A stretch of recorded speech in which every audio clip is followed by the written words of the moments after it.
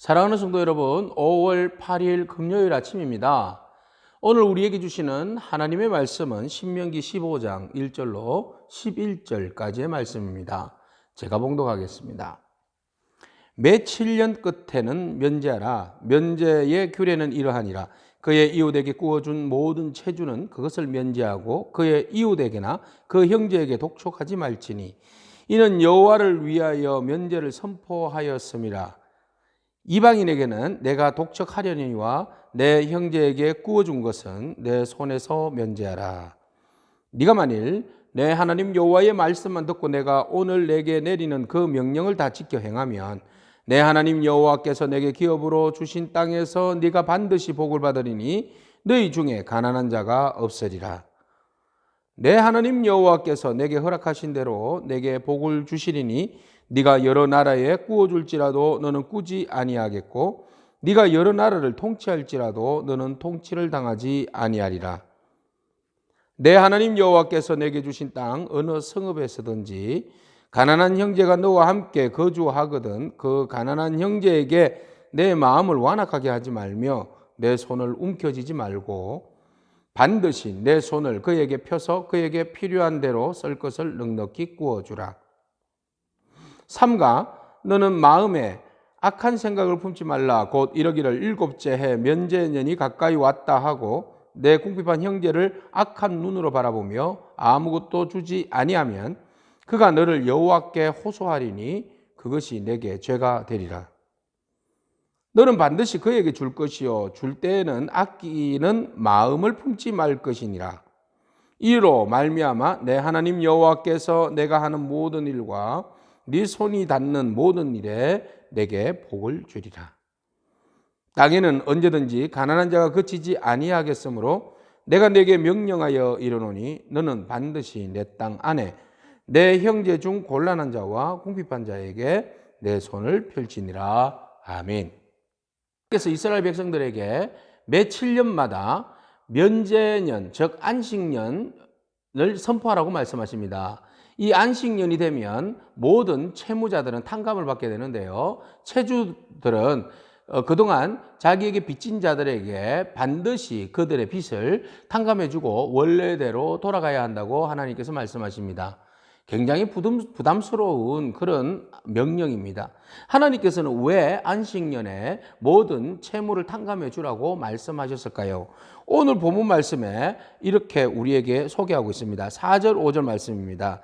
네가 만일 내 하나님 여호와의 말씀만 듣고 내가 오늘 내게 내리는 그 명령을 다 지켜 행하면 내 하나님 여호와께서 내게 기업으로 주신 땅에서 네가 반드시 복을 받으리니 너희 중에 가난한 자가 없으리라. 아멘.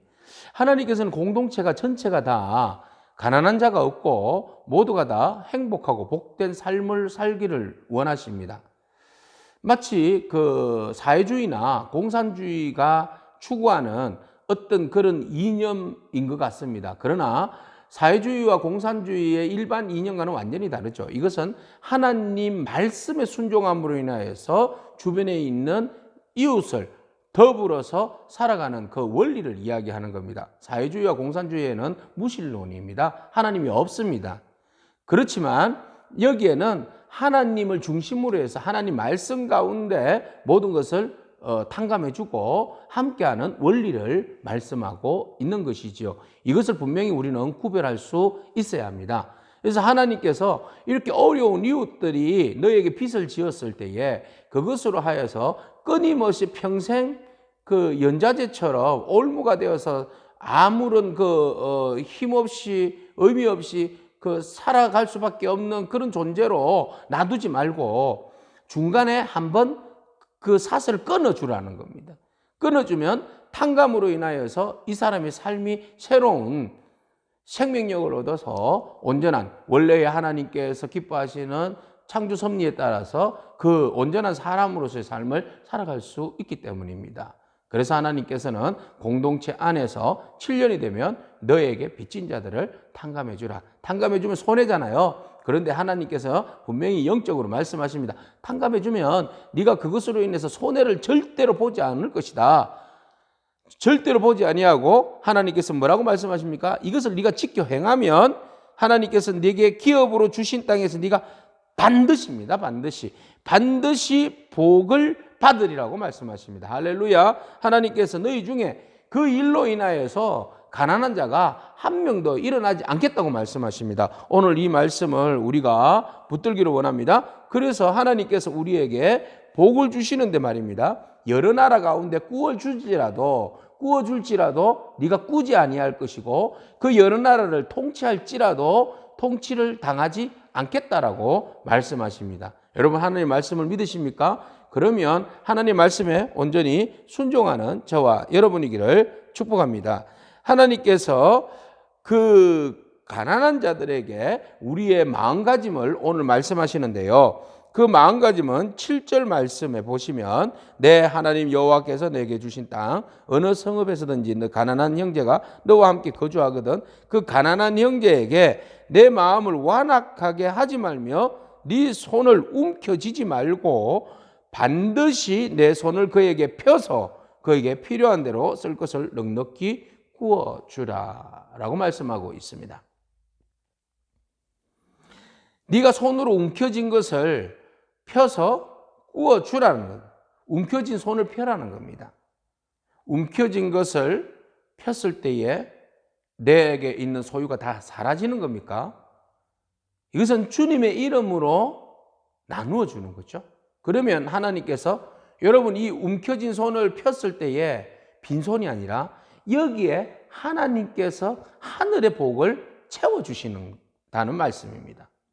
내가 하나님의 말씀에 온전히 순종하여서 다른 사람들에게 움켜진 손을 내밀면 그 내민 손에 빈손으로 돌아가지 않게 하시고 이곳이 하나님께서 넉넉한 은혜를 채워주신다고 말씀하십니다. 오늘 이 은혜가 저와 여러분 가운데 임하기를 축복합니다.